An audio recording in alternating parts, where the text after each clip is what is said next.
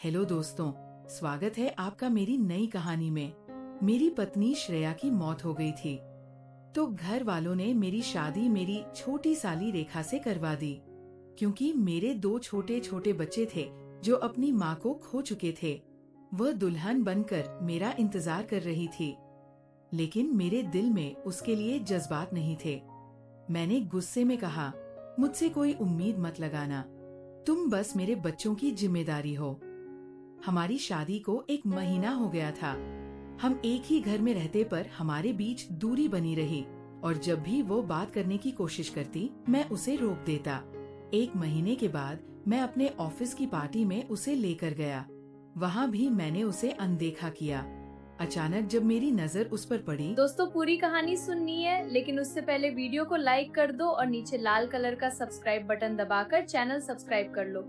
जो सब्सक्राइब करेगा उसे मैं रात को कॉल करूंगी, इसलिए जल्दी से सब्सक्राइब कर लो। वह मेरे बिजनेसमैन पार्टनर सोहन के साथ सामान्य तौर पर बात करती और मुस्कुरा रही थी, जिसे देखकर मेरा दिल बेचैन हो उठा और गुस्से में मैंने उसे तीखे शब्द कह दिए। उसने शांत स्वर में कहा, मैं आपकी पत्नी नहीं हूँ, क्योंकि वह अधिकार आपने कभी दिया ही नहीं। बस आपके बच्चे की देखभाल कर रही हूँ। उसकी बातों से मुझे और गुस्सा आया और मैंने कठोर सबूत कह दिए, जिनसे वह टूट गई। घर लौटकर देखा, वह ठंड में बाहर बैठी थी। जब मैंने अंदर आने को कहा तो उसने कहा, मुझे अकेला छोड़ दीजिए दीपक, मैं जीऊं या ना जीऊं, इससे आपको फर्क नहीं पड़ता। उसकी ठंडी आवाज ने मेरा मन भारी हो गया और मैं चुपचाप अपने कमरे में चला गया। रात भर मुझे नींद नहीं आई। बार बार एहसास होता रहा कि घर में कोई कमी है। भले ही हम दोनों दूर रहते हो, लेकिन उसकी मौजूदगी की आदत हो चुकी थी। बेचैनी में मैं बच्चों के कमरे तक गया। दरवाजा खोला तो देखा वो वहाँ बैठी थी। आंखें नम थी, शायद वह रो रही थी। मुझे अपनी गलती का एहसास हुआ और मन में शर्मिंदगी भर गई। बिना उसे परेशान किए मैं वापस लौट आया और सोचा सुबह बात करूंगा। सुबह जल्दी उठकर मैं उसे ढूंढने लगा। वो कमरे में नहीं मिली तो दिल घबरा गया। बाहर निकला तो देखा रेखा बच्चों के साथ लॉन में चादर बिछाकर बैठी थी। खिलखिलाकर हंस रही थी, जैसे कोई पिकनिक मना रहे हो। मैंने घड़ी देखी तो 7 बज रहे थे। मैं भी जाकर बच्चों के सामने बैठ गया और मन ही मन उम्मीद करने लगा कि रेखा मुझे नाश्ता देगी। लेकिन उसने पहले बच्चों को खिलाया, फिर खुद खाना खाया और बच्चों को लेकर वहाँ से चली गई, और मैं बेवकूफ की तरह वहाँ बैठा रह गया। उसने मेरे लिए कुछ भी नहीं बनाया। उसका यूं मुझे अनदेखा करना, उसकी ये बेरुखी मुझे अंदर तक दर्द दे रही थी। बच्चों को पहले रूम में छोड़कर जब वो बाहर आई तो मैं उसके पास गया और कहा, रेखा मेरा नाश्ता लगा दो। उसने रूखे अंदाज में जवाब नहीं दिया। मैं तुम्हारी कोई नौकरानी नहीं हूँ। यहाँ बच्चों के देखभाल के लिए सुनीता है। मुझे नहीं लगता मेरा यहाँ कोई काम है। तुम मुझे तलाक दे दो ताकि मैं अपनी जिंदगी फिर से शुरू कर सकूं। मुझे भी खुश रहने का है दीपक, और मुझे तुम्हारी संपत्ति से कोई मतलब नहीं है। ये कहकर उसने नफरत भरी नजर से मुझे देखा और वहाँ से चली गई। मैं अपना सिर पकड़कर वहीं बैठ गया। मैं नहीं चाहता था कि रेखा यहाँ से चली जाए। इतनी आसानी से रिश्ते कैसे खत्म हो सकते हैं? आखिरकार ये बच्चे भी तो उसकी बहन की निशानी है। गुस्से और बेचैनी में मैं कमरे के अंदर आया तो दंग रह गया जब देखा वह अपना सामान पैक कर रही थी। मैंने घबराकर कहा, ये तुम क्या कर रही हो? उसने मेरी ओर देखा लेकिन कोई जवाब नहीं दिया। मैंने उसके पास जाकर कहा, प्लीज ऐसा मत करो, लेकिन वह खुद को मुझसे अलग करने की कोशिश करने लगी और बोली, दीपक मैंने सोच समझकर फैसला किया है। उसके स्टेडिजे ने मुझे तोड़ दिया। मेरी आंखें भर आई और आंसू अपने आप बहने लगे। मैं चुपचाप बिस्तर पर बैठ गया। मुझे इस तरह टूटता देखकर एक पल के लिए उसके चेहरे पर बेदर्द झलका, लेकिन अगले ही पल उसने खुद को संभाल लिया और फिर से सामान समेटने लगी। मैंने कांपती आवाज में कहा, तुम्हें जो चाहिए मैं दूंगा, रेखा बस मुझे छोड़कर मत जाओ। मेरी आवाज टूट रही थी और मुझे लग रहा था जैसे मेरी पूरी दुनिया बिखर रही हो। मैंने खुद को भी कभी इतना कमजोर महसूस नहीं किया था।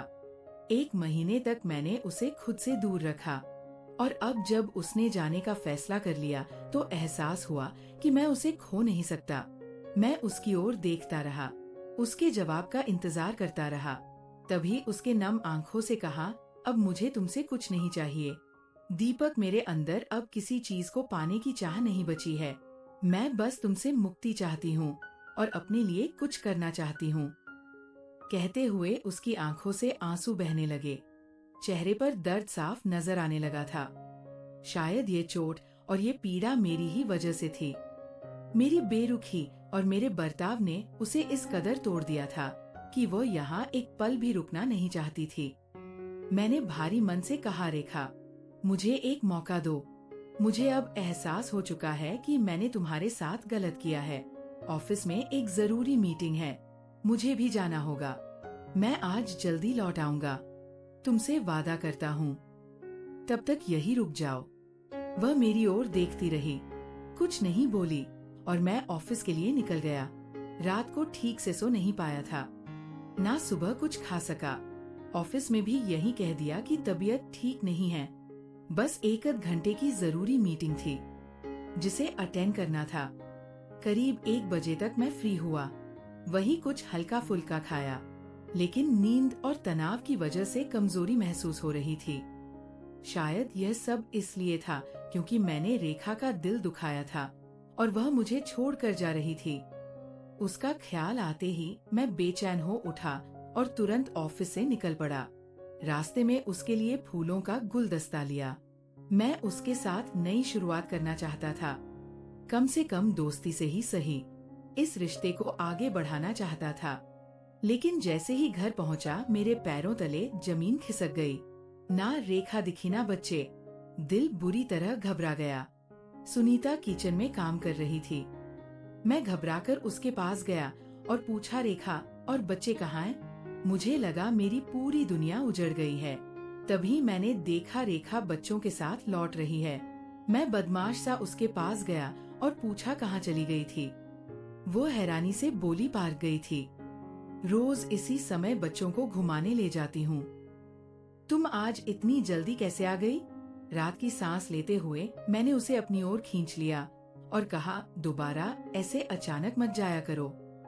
पहले वो थोड़ी घबरा गई, फिर शांत हो गई। मैंने सुनीता से बच्चों को संभालने को कहा और रेखा को कमरे में ले आया। मैंने पूछा, क्या तुम मुझे एक मौका दोगी? वो उदास नजरों से मुझे देखती रही, जैसे कुछ कहना चाहती हूँ। मैंने साफ कहा, रेखा, मैं झूठ नहीं बोलूंगा। श्रेया को गए अभी 3 महीने हुए हैं। मैं इतनी जल्दी अपने दुख से बाहर नहीं आ पाया हूँ। लेकिन मैं तुम्हें सम्मान देना चाहता हूँ, तुम्हें खोना नहीं चाहता। वह बोले, दीपक, मैंने सोच समझकर फैसला किया है।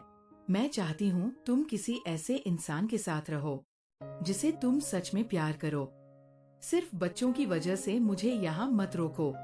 तुम्हारी शादी के 7 साल रहे, तुम्हें सब कुछ मिला। कभी मेरी तन्हाई के बारे में सोचा है? मैं भी चाहती हूँ कि मेरी अपनी एक दुनिया हो, इसलिए मुझे जाने दो। इतना कहकर वो उठी और बोली, मैं तुम्हें 1 महीने का वक्त देती हूँ, उसके बाद फैसला करूंगी, और बाहर जाने लगी। तभी मैंने उसका हाथ थाम लिया। कहानी रेखा की जुबानी।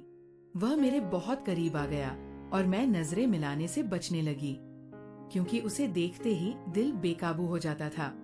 उसने कहा, मेरी तरफ देखो। जैसे मैंने उसकी आंखों में देखा, मैं खो गई। वह बोला, मुझे माफ कर दो। मैंने पूछा, किस बात के लिए? उसने कहा, अब तक जो भी गलतियां हुई है और कल पार्टी में जो कहा, उसके लिए भी धीरे धीरे वह पास आ रहा था। मेरी धड़कन तेज हो गई। मैंने पूछा, तुम कल मुझ पर गुस्सा क्यों थे?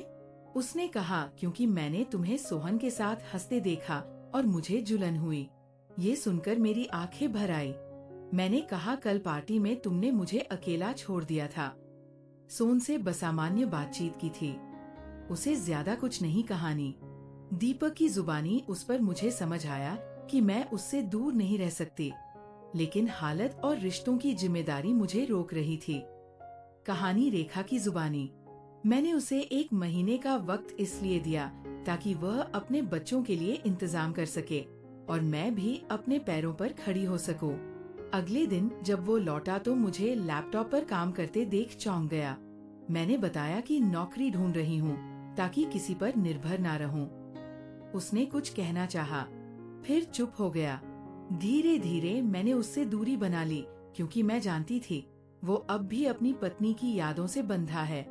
बच्चों की जन्मदिन की तैयारी में हम साथ रहे। वो हर जगह मेरे साथ रहा, लेकिन दिलों की उलझन बनी रही। कहानी दीपक की जुबानी जन्मदिन की भीड़ में उसे सोच से बात करते देख मेरे भीतर फिर बेचैनी उठी। मैं खुद से सवाल करने लगा कि आखिर मैं क्या चाहता हूँ। गुस्से में कमरे में चला गया। कहानी रेखा की जुबानी बच्चों को सुनाकर मैं उससे बात करने गई तो बाथरूम से नहाने गया था।